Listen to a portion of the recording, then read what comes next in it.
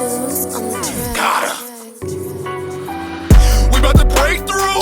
We about to break through. Tell the enemy they can't stop us now, man. We breaking through. Yeah, we broke through. Yeah, we broke through. Tell the enemy they can't stop us now, man. We breaking through. We about to break through. We about to break through. Tell the enemy they can't stop us now, man. We breaking through. Yeah, we broke through. Yeah, we broke through. Tell the enemy they can't stop us now, man. We breaking through. Welcome back to another episode on The Breakthrough. I am one of your hosts, Sophina The Diva. And I am BilionAir Carter, one of the other hosts. Now that we have the whole introductions out the way, I am super excited to get into today's episode. Yes, I am not sure if you're excited as I am, but when I researched this and knowing that I was dealing with most of my people where I'm rooted from, Really? I'm gonna be quiet. What? No. How's that? Tell me. Well, one of the independent artists took me back to the Motor City. All of my mom's people are from the D-Town, so yes. We are very proud to be indie and represent the indie artists out here, and I'm super excited to share what we learned with our audience. And we have the best audience. They are hungry for authentic art of all genres, and they are loyal to the art that they are connected with. Yep, exactly. There is nothing watered down about that. You know? Well, that's what it's all about. So what independent artists on the East Coast do you want to talk about? Well, I'm glad you asked. Okay, so when I do my research, I like to look up the sisters and see what they're all about with the indie scene and check them out and all that kind of stuff. So one of the East Coast legends that I'm going to talk about is Aisha Badru. She's a folk pop artist and she's from New York. Okay, you caught my attention. I am definitely not familiar. The audience and I will definitely be learning together on this one. Yes, learn. Get your pen, your paper, write it down. Here we go.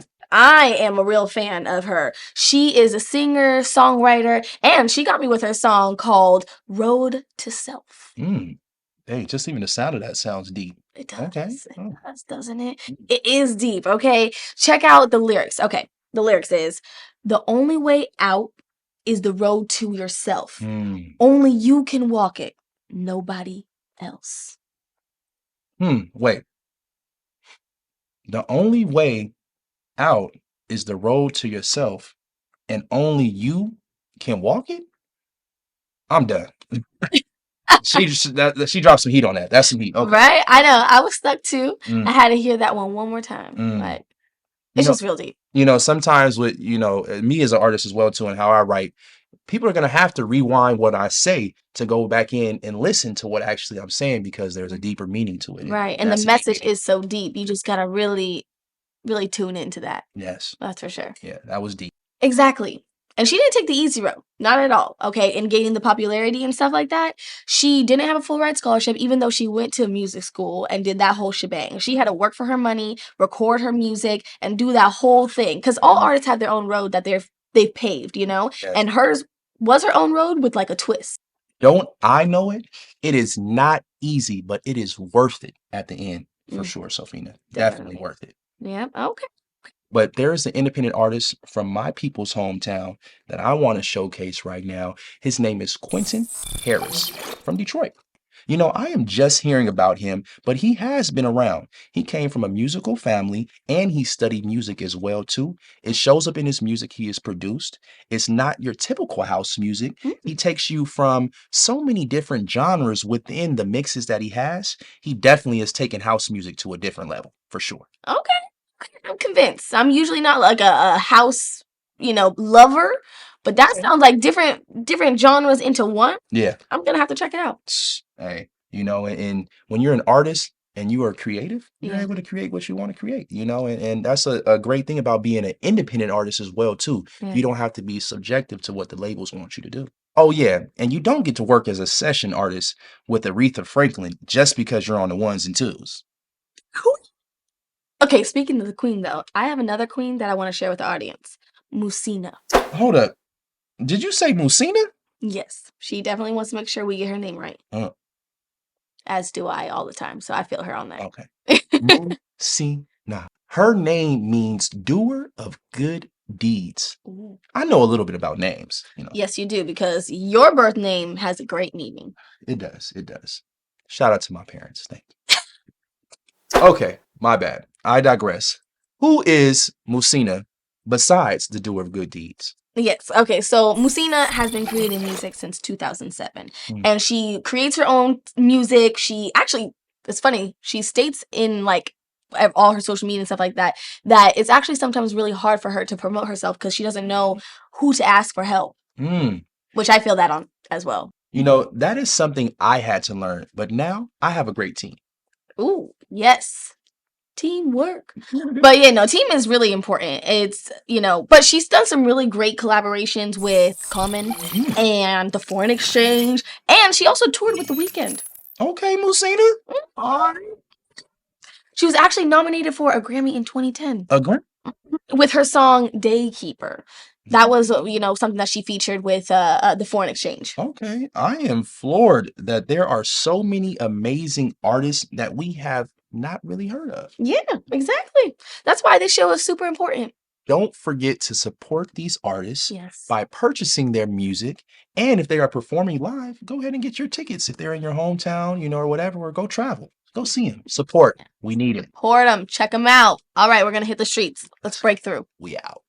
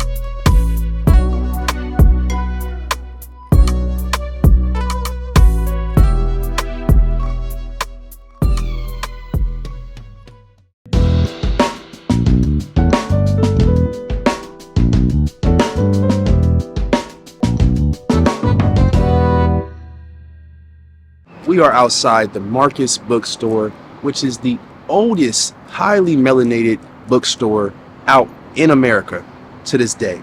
It has been a blessing to the community. Actually, our executive producer is getting ready to have our book in the bookstore as well too, but some great murals, some great artwork outside, and just another great vibe out here in Oakland. I love this piece that's on this mural. It says, "The answer is in us. The world changes when we do. We are big on changing." As being an independent artist, you have to be able to change and to be able to evolve into different dimensions and different parameters where you are not comfortable in, so I love that. I love that saying. Beautiful, beautiful, beautiful.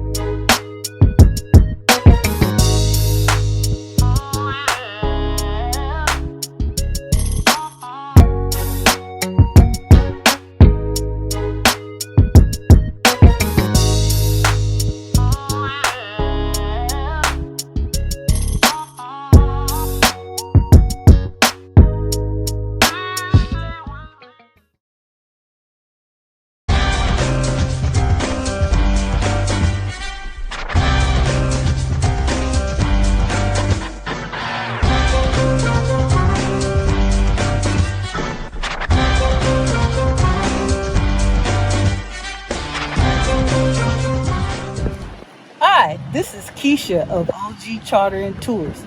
Do you need to take a trip? We do wine tours, beer tours, dinner dates. It's up to you. Sit back, grab a snack, and leave the driving to us. Because at OG, we want to drive you around the back.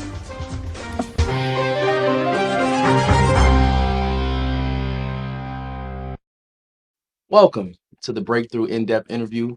I am one of your co-hosts, BilionAir Carter, and to the left of me is Bobbi Brown. yes, and we have a special treat for y'all today. We have Donald Lacy Jr. He is an activist, comedian, actor, entrepreneur, all type of things. Thank you, Mr. Lacy, for being here. How you doing? Pleasure to be here with both of y'all. Thank It's you. an Thank you. honor. It's an honor to have you here on the Breakthrough Yeah. Season 2. Yo, So we just want to know, how did you begin your career, and what was your motive when starting your independent comedian career? Yeah, well, it actually started when I was about 4 years old. oh, man. I used to produce shows in the garage for the neighborhood, and I was direct. You know, we would do like variety shows. And my sister, who's 11 months older than me, she's still bitter because I made her audition. She's like, I'm your sister. I said, you still got to audition. But I always wanted to be in show business. I always knew that's what I wanted to do. But I decided to go to college because no one in my family at the time had graduated from college. So I wanted to be the first one to set that example. So I went to San Francisco State and had the great fortune to learn from Dr. Angela Davis, Dr. Wade Nobles, Dr. Richard King, rest in peace, Dr. Ray Richardson, rest in peace. So I was studying theater and film. Actually, I fell into acting by accident because I wanted to be a broadcaster, which I've been for 40 years now. And but the wait to get a department was like took months. I was like, nah. So then one of my partners, who's no longer an actor, said, hey man, you should come to this acting class. I was like, okay, cool. So I had never acted before, and they gave me that monologue from Raisin in the Sun when he's talking about the man, mama the man, you know, Captain Mr. Boss Man Charlie, that monologue. And then at the end of it, I was pounding on the floor when he says the N-word. They won't have to live next to this bunch of stinking N-word. Yeah. And then I was pounding on the floor, and then the teacher goes, okay, how did that feel for you? I said, well, it was cool, but I didn't feel. And then he cussed at me, which I'm not going to do in front of the youngsters.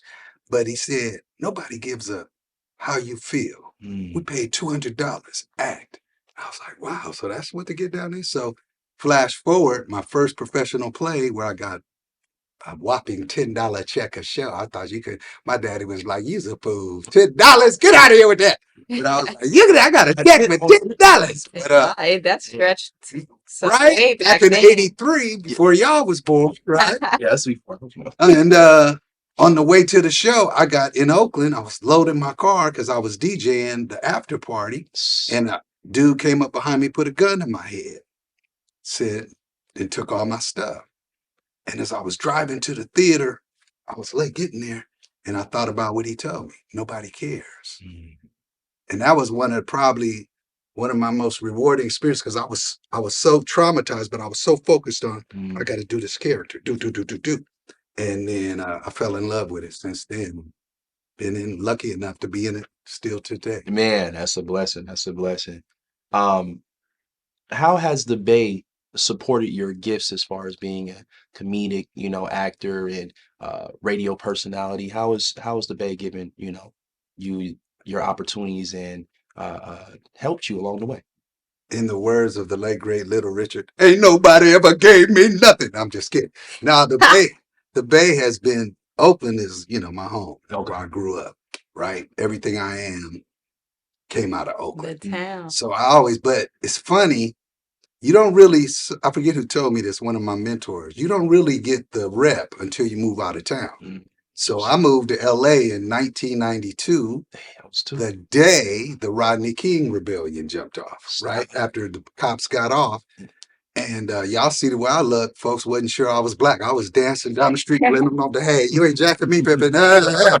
So I wasn't, and then I was fortunate enough to get hired by BET. I was on Comic View, and then I got hired as a staff writer to write on different shows they had. And then Laura Hayes, who's my best friend in the world, she had a show called The Blackberry Inn, which was a sitcom spinoff of her Miss Laura character from Comic View. And I got to write for that.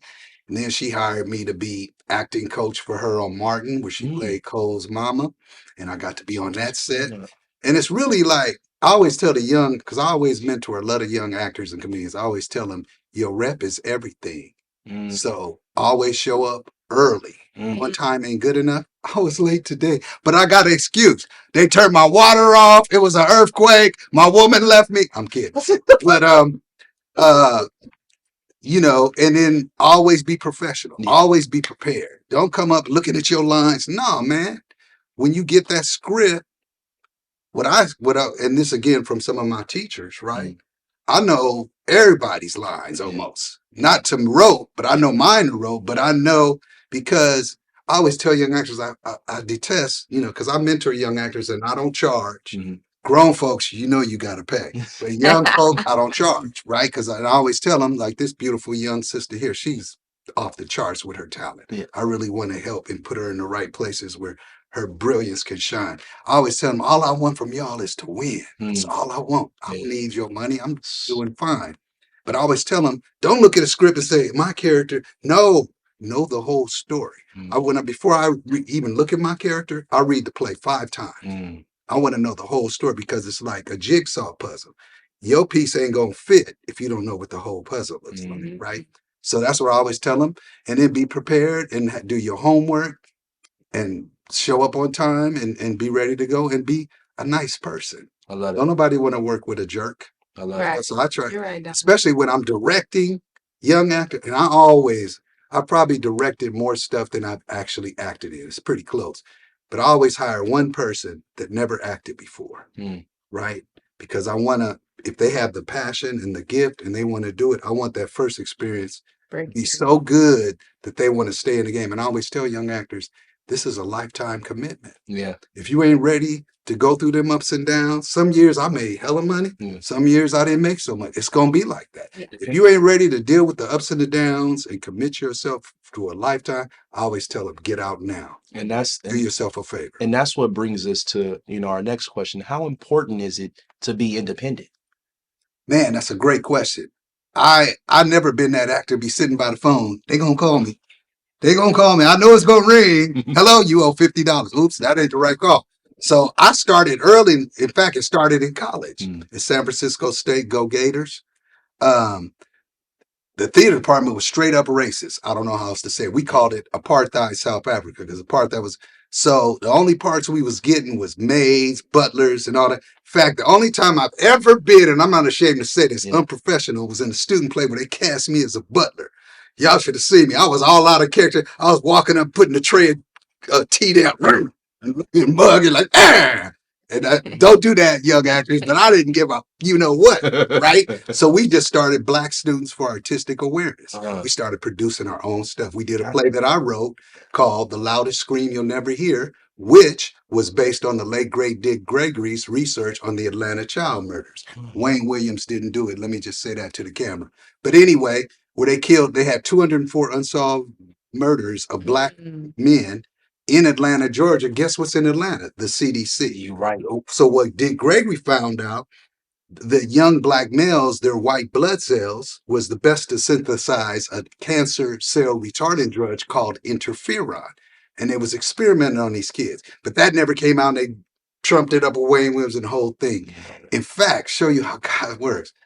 I was in LA at a screening of a movie a month ago, and I met the man. I don't know if you saw the movie. Look it up. It's Gregory Hines and Jim Belushi. And it pretty much parallels my play and told the truth about the Atlanta child murders. And that was his story. And I ran into him and we started talking. And then I was like, wow. You know, so, and you never know how God is going to gear you. If you just keep your spirit right, do the right thing, it'll all work out for you. You're right. You're right. Definitely. So, Donald, speaking of your process, your progress, what's your greatest achievement? Whoo, that's a tough one. I don't know if I can narrow it down. Well, I'll say not show business related. The thing I'm most proud of is my daughter's foundation, Loisha, which means Love Life. Every time you come to Oakland, look at that entering Oakland sign. It says Love Life, right? So when I'm dead and gone, that's going to be there forever. Right. And I remember we tried 13 years to get the city council to adopt that. And there was some resistance because it was coming from black folk straight up. They didn't say that, but we know it. And then the mayor at the time, still mayor, Libby Schaaf, had a backdoor deal with Bloomberg.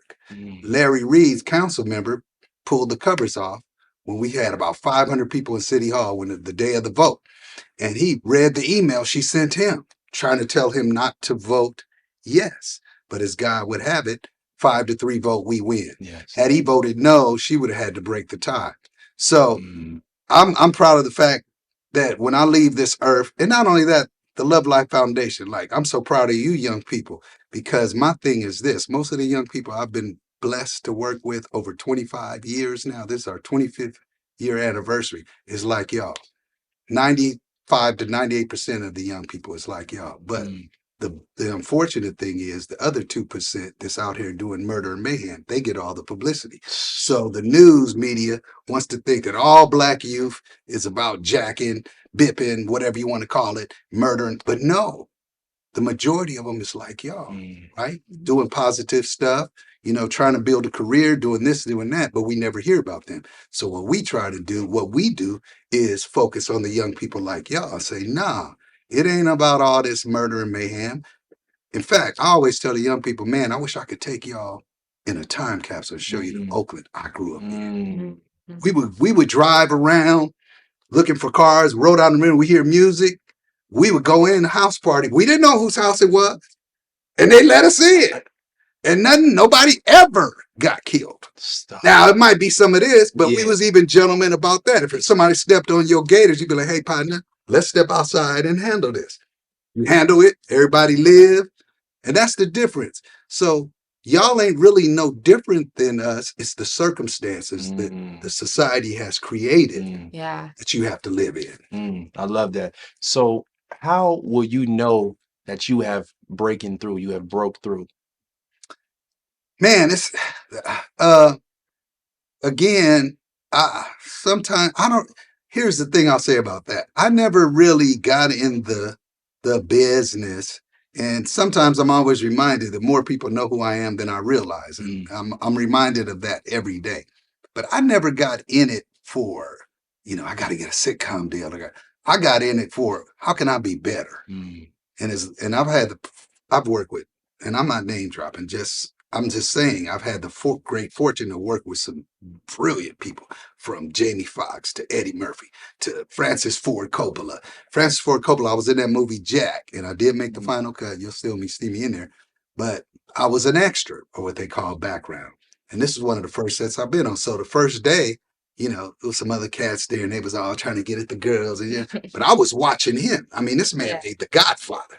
So I was watching how he set up a shot, how the gaffer did the lighting. So he looked at me and he said, hey, young fella, you're interested in this stuff. I said, yes, sir, Mr. Coppola. He said, tell you what, I'm going to keep you around for a week so you can watch. And I was like, and man, I learned so much just watching. And he was so nice to me. And then he gave me a bigger role that you'll still see in the movie when Robin Williams rides up to the club and it's raining. Rest in peace. What a beautiful dude. Man. And then this guy, the other actor, is throwing up, and he let me riff, and I had everybody cracking up, but they had to dub over my voice because the rain made it inaudible. But Robin Williams, show you how cool he was. After every take, we did about 15 takes. They had a little holding area where you dry off, right? And he brought us towels, and I was like, the first time he did it, I was like, dang, this is Robin Williams, right? I was like, oh, thank you, Mr. Williams. He said, F that, it's Robin. Now dry yourself off. And he was cool, and he was himself. So yeah, and then I got to work with Taylor Hackford, who did Ray later, right? I got to work for him, and he was a real, at that time, jerk. That wasn't a great experience. But I always tell young people, if you're gonna be in it, just all you got to do is stay in the game. Like my first acting show, I've been quoting that man almost in my life, Dr. Elkind, rest in peace. He said, the door is gonna open sooner or later, but are you going to be ready to walk through it? So I always just focus on what can I do? I can't control none of this, but I can control all of this. So for me, in answer to your question, it was always about how do I get better? That's all.